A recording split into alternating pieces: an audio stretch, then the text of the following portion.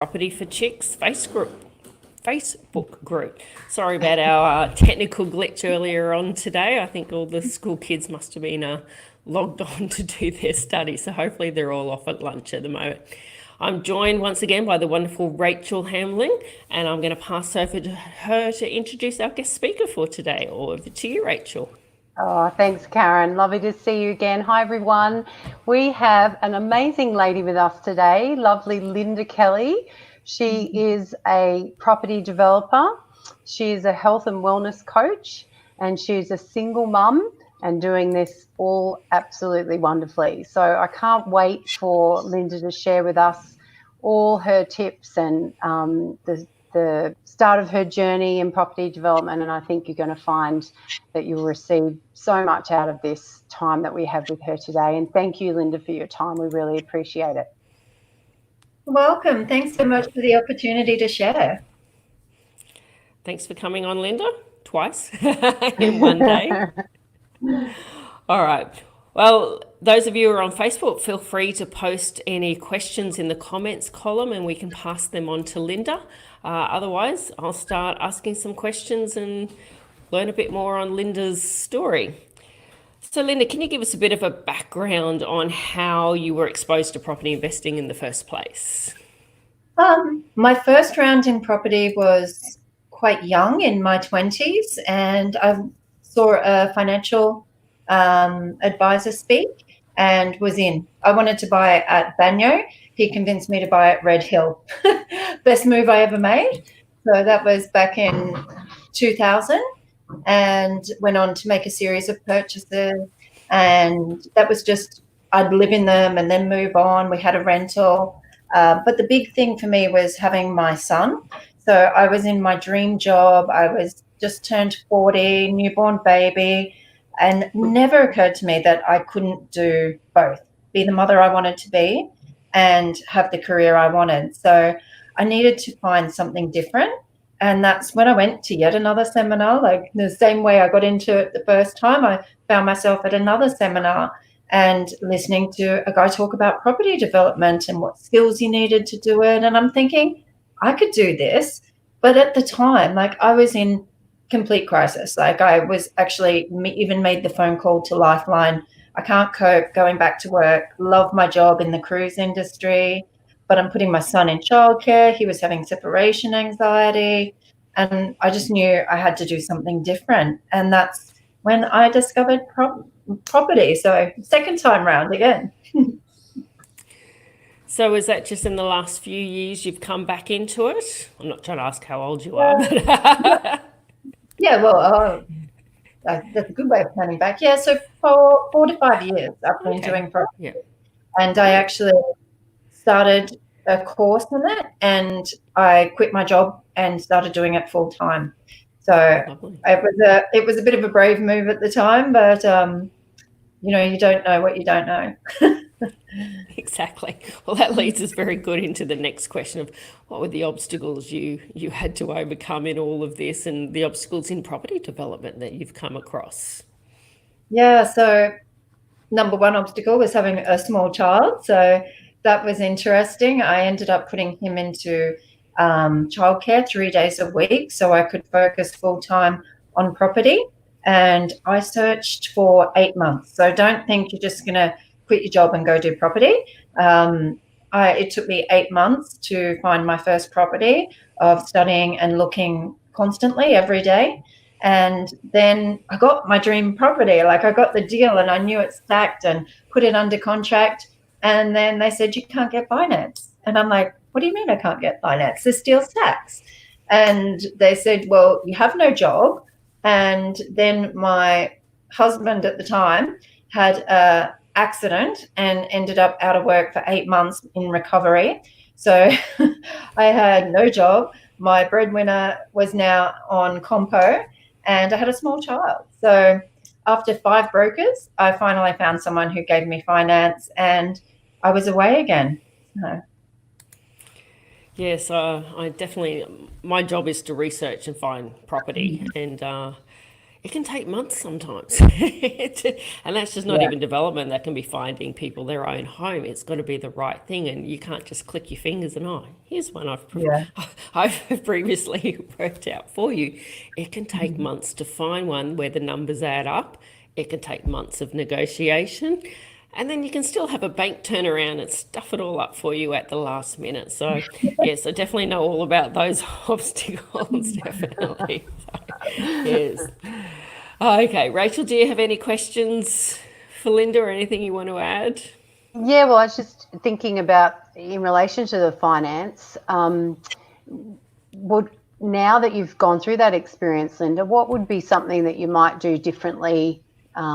Moving into your next deal, or would there be some advice around finance that you could give them, someone going into their first opportunity? Well, disclaimer, I'm not qualified to give financial advice, but have your contacts and, be sure that your deal stacks. Like I was just confident. I was probably a little bit naive when I went into that first deal, but in my mind, money was not an obstacle. I was getting money because that deal stacked, and on paper it would work. And, I've got it again at the moment. I'm in a property deal and, I'm like, interest rates are low. I'm going to get resi finance. And they turned around and the bank went, no, you can't. So now I'm back at the brokers trying to get different options on financing. But for me, I just won't give up. And that is one of the skills I impart. If anyone asks me, what do you need to be a property developer? Resilience. Number one, resilience. If you can't take a knockback, you are not going to survive in this game. So, yeah.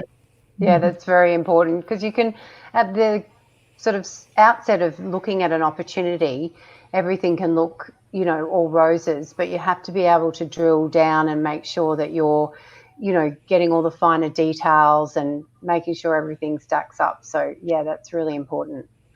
And another thing, when you said, like, what else would you do differently? I looked at other people starting out at the same time as me. And, a lot of people would say, like, you need to make this much money, you need to have this much percentage margin. But probably it took me 8 months to get into the market because I was looking for that deal. We call it the unicorn. And I was lucky enough to find my unicorn. But many people don't, and they can't get those rates of return on properties. So I had a friend who started out the same time as me, and he did 2-to-1 deal. So he was doing double the amount of deals. And the reason he was doing it is because it was calculated. He wanted the experience. So the best way to get experience is to do it. So there's things that you just won't know. Like, I had asbestos buried on my first site. Like, things are just going to crop up when you're doing, and that's how you learn. They say learn the hard way, but it's this guy, he was able to learn so much more by doing so many more deals. And yes, he took a lower percentage, but because he did, he was able to get twice as many deals. So at the end of the day, it's just a different way of doing it. And you've got to work out what works for you and what your level of comfort is. And the other point of that is if you're not making enough money on each deal, you can't get finance. So that's the other thing. You've got to find those, at least half a unicorn before a bank or a finance broker will even look at you. If it doesn't make enough money, then it doesn't matter. Unless you've got the cash, it doesn't matter. Now, Janine Lewis has said hi to Rachel and Lynda. She's online listening to us. Shoot us any questions if you've got any, Lynda. No. Okay, so... Oh, sorry, Janine, I mean. Now, Lynda, was that your only unicorn? Has that been your best deal ever, that first one? Or have you had something else along the way that you just go, oh my goodness, I could retire now, almost? The second one was very good as well. So my second one, and I think it's all about the relationships you have and your outlook and how you treat people. So this was through a real estate agent, and I went and looked at the deal. I knew it was overpriced to begin with, but every deal I look at, I learn more. So every feasibility every time I like see a different sewer position or whatever, something I've got to overcome. So I did the inspection, and I said to the agent, can we go and have a coffee? And so we went and had a coffee later. I showed him my figures. I said, look, this is where I think the price should be at. I understand that they love their home and they think it's worth more, but for a developer, this is the price that people will be willing to pay. And I said, they might get a homeowner who falls in love with it, but you're looking for an emotional buyer. And I said, I wish them all the best. I offered the opportunity of a joint venture. I said, for me, I have to pay stamp duty and interest and everything. So it's just not going to work at their price. However, if they want to do it as a joint venture, I can project manage it and fund the development costs, and then we split profit at the end. That didn't work for them because they wanted to go into over 50s living and they didn't have the time to wait. So I let it go, wish them all the very best, moved on. 3 months later, they ring me up. We did the deal, 115 grand below asking price. Yes, I think we've all been there. I think from memory, I even wrote an article on something to do with greed and selling to developers. They seem to think our pockets are twice as big as everyone else's. And I'm like, no, but our calculator is twice as big, and we have a lot more numbers we run. So things really have to add up even more when you're selling to a developer than to maybe a homeowner who will buy something on emotion, whereas we buy it purely on what that calculator says. So, Yeah. What And about your patience is worst really deal? important. Sorry, Rachel, go. I was just going to say that patience is really important too, because, I find sites come back to me all the time. And, if it doesn't, if you've been in the industry long enough to know how to run some basic numbers, then that's going to be the same for every other developer. So like you said, Karin, unless it's a cash buyer, someone coming in and maybe long-term hold, if the owner is wanting to sell it for a development, they really have to take the price it's going to work for at that price. So yeah, patience is definitely a skill you need to have. It always amuses me when somebody comes back to me 6-12 months later and says, oh, are you still interested in that site? And the price hasn't changed. Or it's even gone up. You're like, you haven't sold it in the last 12 months. In fact, you've had it under contract and it's fallen over. So take a hint, lower the price. The price is wrong. And you just sit around and wait for another year for it to come back again. And hopefully they've priced it correctly. So yeah, the market never lies. Yeah. Now, Lynda, what was one of your worst deals that didn't work? I haven't had any. Well, that's fantastic. No, I do. I'm very meticulous when it comes to my deals. So my worst deal was probably at the same time as that Bald Hills. That one was at Bald Hills where the owners had to drop the price. And I had an opportunity come up just down the road. So I was notified by my demo guy, the local agent. So I have a network of people and they know what I'm looking for. So they all got on the phone to me, said, this guy's got to sign up on his front lawn saying, for sale by owner. So I went in there and I did that deal. I thought, oh, well, this will be easy. It's just down the road, like less than a kilometre from the other one. I'll do them both at the same time. So then I had the mission of getting finance. And which was fine, I got it. And a lot of people fall over when I tell them I paid 18% interest, but it's still stacked. Like, don't look at what you're paying. It's as long as you're getting the profit you want, it's win-win all round. Like the bank was not going to lend me money. At this stage, I'm now a single mum. And yeah, I have 2 developments underway. Bank would not look favorably on that. So I had to go private finance, which worked. I had a few hiccups on that. So I'll tell you now, even with 18% interest, I made 83,000 on that. And it should have been more, only that I had one of the sales fall over. So that was a subdivision, double stack. It was a splitter and a subdivision. So it was actually 2 into 3.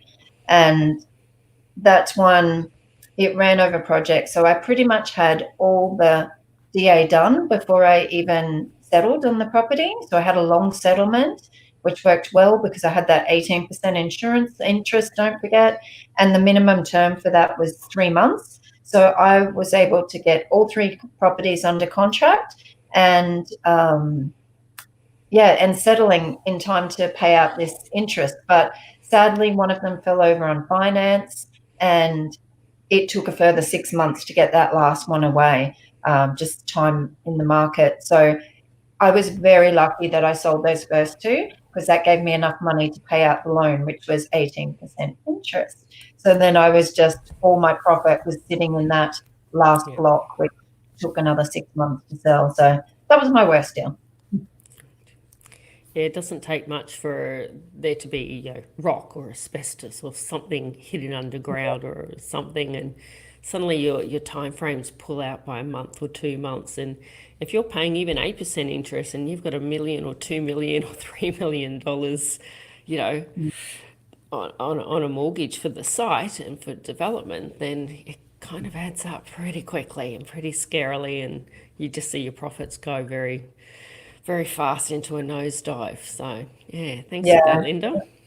I love that the homeowners just go like, okay, so blocks sell for 500, 400 each, so therefore you pay this much. It's like they've got no idea, stamp duty, holding cost, interest, like things that can go wrong, how much subdivision costs. So it's not a matter of dividing by 2.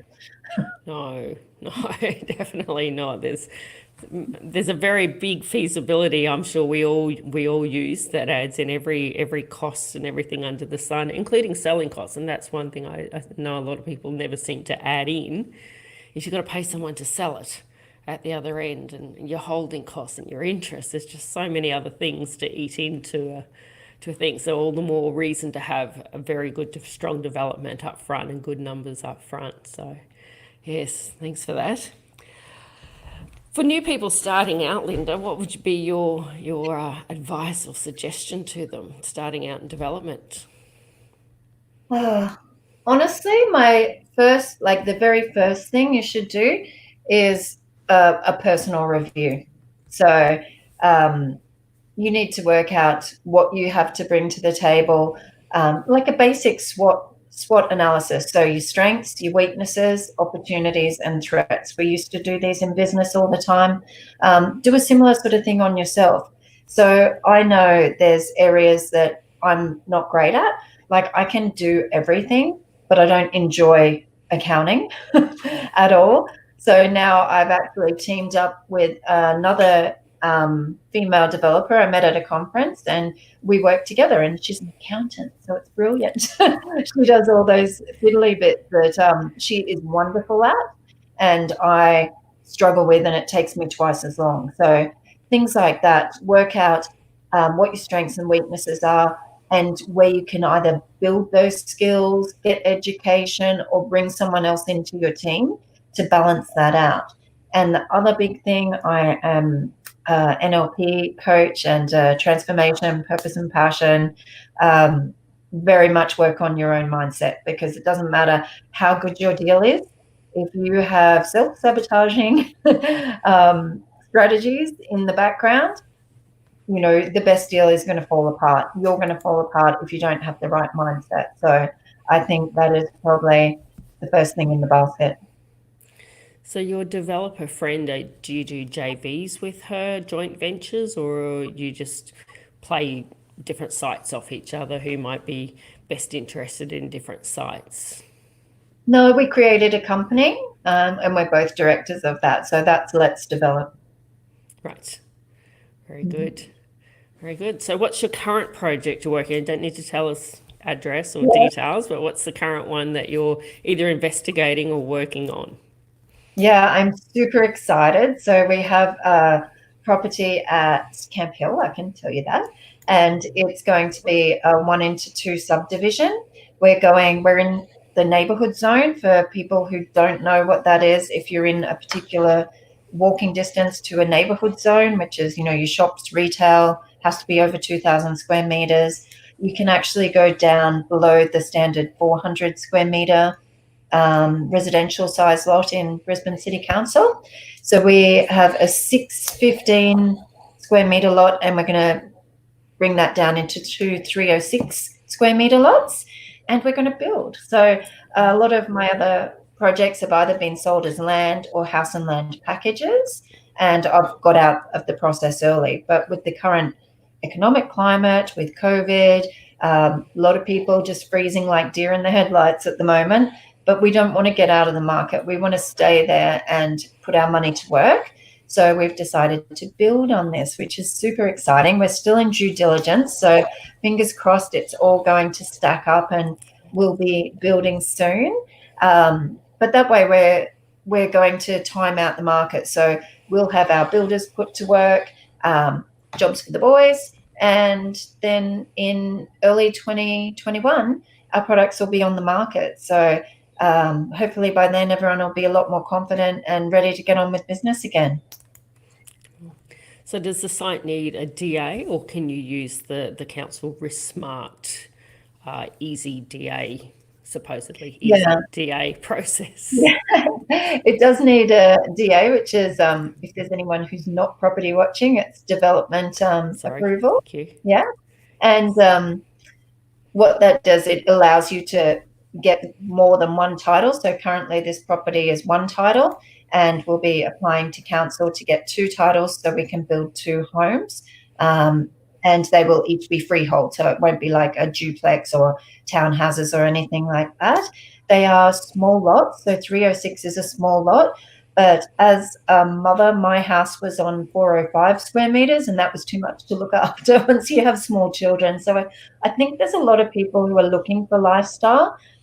This is going to suit people who work in the CBD, want to be close to that, yet still have a suburban family lifestyle. You've got room for a pool and a yard, but not as much to take care of. And it's been one of my big things in property is I do property from a community point of view. And I had a person who did a 360 health wealth dynamic on me, and she said, "Oh, you're a property developer. That doesn't really work like with your personality type." And I said, "Tell me some about that." And I started talking about, providing housing for different levels of the market, houses that have accessibility, that you can care for your elderly, disabled, you can run a home business, being connected to community, because we have all these amazing parks now. When we were kids, we used to play on the road. That doesn't happen so much these days. It was like running around playing tennis on the street. You don't see that happening, but there's all these amazing parks, and kids generally, they want to go to the park on the weekend. So I love that we can live smaller rather than going out and knocking down more trees and stuff surrounding Brisbane on the outlying areas, that we can live a little bit tighter with a closer footprint and make use of these beautiful green spaces that the community has, the foreshores, once lockdown's over. Gotta stop doing these rabbit ear things. That's a bad habit. And once that comes back, we're actually going to be connecting with one another again. Like, you go to the park, you walk your dog, you talk to people. If you're just in your big, 810 square metre block with your house in the middle, you don't have as much connection. So I really think that property is moving forward with us as a community as well. Well, if you live in any of those major master plan communities, of which I won't name, 305 square metres is called a large family lot now. So there's, I know I've built on a lot less, so I think you'll be fine.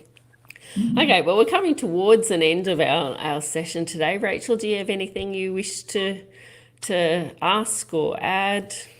Yeah, Lynda, did you give a tip on, I think you did, about what would be something for someone starting out? What would be one of the main things they'd do? You talked about doing the SWOT there. Yeah. What about the site? With surround yourself with like-minded people too. This, Rach, you're one of my like-minded people. You really need to be around people who are doing what you want to do. I have friends whose husbands, they're in trades, and they were asking me about what I do and kind of interested, but then they sort of like, they just backed off because it was just too foreign for a lot of people to think that you can make money this easily, which is a disappointment because we are providing services and things that people need. Like, I'm a coach as well, so we have like the pyramid of human needs, and the bottom one of that is shelter, food.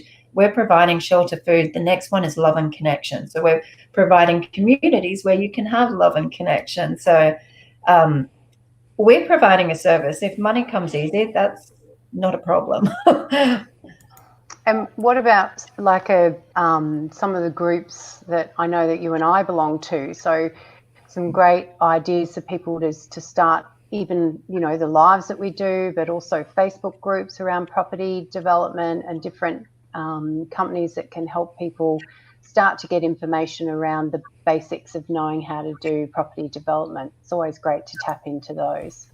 Yeah, it's really important to have your education, but you can do all there's a ton of property courses out there, so I'm not going to spruik any in particular. But if you don't have the right network around you, that's a killer too, because now I know so many developers. They became like my family. When I got that first deal after looking for 8 months, I was like, I got a deal. And everyone in property was like, woohoo, that's awesome. The rest of my family and friends are like, oh, okay. They've got no idea what goes into it.